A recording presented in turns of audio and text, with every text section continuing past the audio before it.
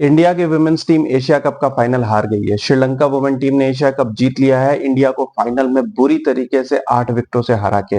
हालांकि balls wise ये chess थोड़ा क्लोज था। 19th ओवर में जाके श्रीलंका जीती, लेकिन विकेट्स बिल्कुल हाथ में थे, चेस बिल्कुल कंट्रोल में था और कहीं ना कहीं इंडिया की हॉरिबल फील्डिंग इस हार का कारण है। इंडिया ने बहुत सारी मिस फील्डिंग की, बहुत बाउंड्रीज दिए। हरमनप्रीत कौर जो कैप्टन है, उन्होंने बहुत आसान सा कैच छोड़ दिया एक टाइट सिचुएशन पे, जहां पे required run rate around 9 run पर ओवर था आखिरी 6 ओवर्स में, और उस टाइम पे अगर वो कैच ले लिया जाता तो मैच पलट सकता था। मगर एज दे से इट कि ट्रॉफी जिसको जीतनी होती है, luck is by their side that day, और श्रीलंका के साथ आज लक भी था। हरमनप्रीत कौर की कैप्टेंसी भी आज कोई खास इनोवेटिव नहीं दिखी। उन्होंने सिर्फ 5 बॉलर्स यूज किए, जबकि टीम में वो खुद भी थोड़ी बॉलिंग करती हैं, शेफाली वर्मा भी बॉलिंग करती हैं, मगर उन्होंने किसी को यूज नहीं किया।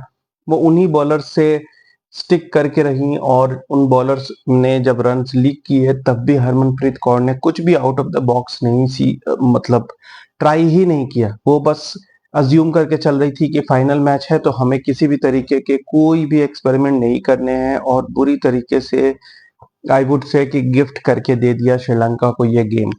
अगर शुरू से स्टार्ट करें तो इंडिया ने बैटिंग में भी भूसी तरीके से स्टार्ट किया, जैसे कि एक टीम बहुत नर्वस हो playing into the final.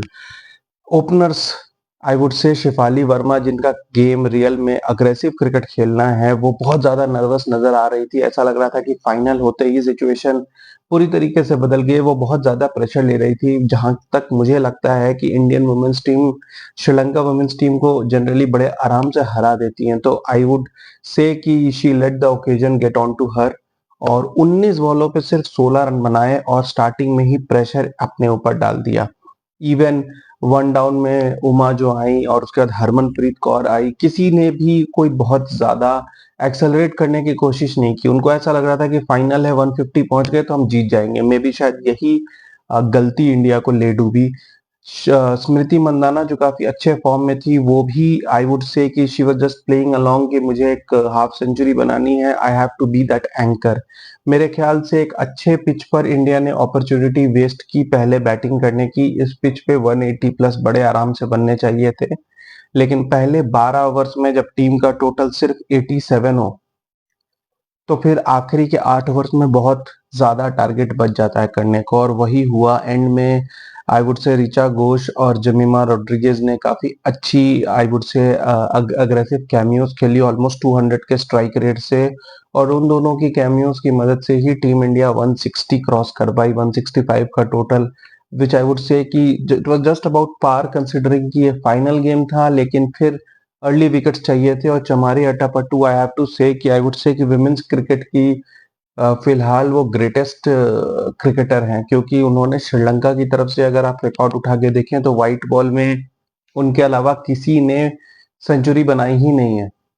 Plus अगर इस टूर्नामेंट के आप रिकॉर्ड्स देखेंगे तो उनके अकेले के 300 प्लस रन्स हैं, जो पूरी श्रीलंकन टीम के 50% रन्स के आसपास है। तो उनके अलावा बाकी पूरी श्रीलंकन टीम ने मिला के 300 रन बनाए हैं। तो आप समझ सकते हो कि कितना सिंगल हैंडेडली उन्होंने ये ट्रॉफी जिताई है। और आज फाइनल के दिन भी उन्होंने आउटस्टैंडिंग इनिंग्स खेली, जो कि आप एक्सपेक्ट करते हो वर्ल्ड क्लास प्लेयर से खेलना। उन्होंने इतना बड़ा टोटल चेस करते हुए भी जबरदस्त बैटिंग की, और 61 की इनिंग्स खेली 43 बॉल्स पे, 2 छक्के मारे, और उनकी इनिंग्स में ही उन्होंने एक तरीके से चेस को खत्म कर दिया था, जब उन्होंने 12 ओवर्स में 94 का टोटल कर दिया था। हालांकि उसके बाद भी काम बाकी था, और हर्षिता ने बढ़िया बैटिंग की, 69 बनाए। लेकिन मेरे ख्याल से चमारा अट्टापट्टू ने स्टार्टिंग में जो पावर प्ले में अग्रेसिव बैटिंग की, वहीं से उन्होंने चेस को एक कंट्रोल में ला दिया था, क्योंकि 165 के टोटल में ये इंपॉर्टेंट था कि पावर प्ले में अगर श्रीलंका कुछ रन बना देती है तो गेम उनके हाथ में रहेगा। बॉलिंग में भी उन्होंने 1 विकेट ली, और उनको मैन ऑफ द सीरीज मिला, जो कि I would say player of the series award मिला, not man of the series, player of the series award मिला। और ये बिल्कुल सही था, क्योंकि वो डिजर्व भी करती हैं। मैंने सेमीफाइनल्स के दिन भी कहा था कि उन्होंने जबरदस्त की परफॉर्मेंस दी है, और she is a legend. I was surprised कि इंडिया में जो वुमेन्स प्रीमियर लीग है उसमें उनको पिक नहीं किया गया था। मेरे ख्याल से इस परफॉर्मेंस के बाद डेफिनेटली उन्हें पिक किया जाएगा, और अगले साल वो आपको किसी फ्रेंचाइजी में डेफिनेटली खेलते मिलेंगी। Hard luck to the women's team, लेकिन मुझे ऐसा लगता है कि कहीं ना कहीं कैप्टन को थोड़ा बोल्ड होना चाहिए था। हरमनप्रीत कौर वैसे तो बहुत अननेसेसरी एग्रेशन दिखाते हुए दिखती हैं बहुत जगह पे, लेकिन जहां जरूरत थी वहां वो काफी पीछे रह गई।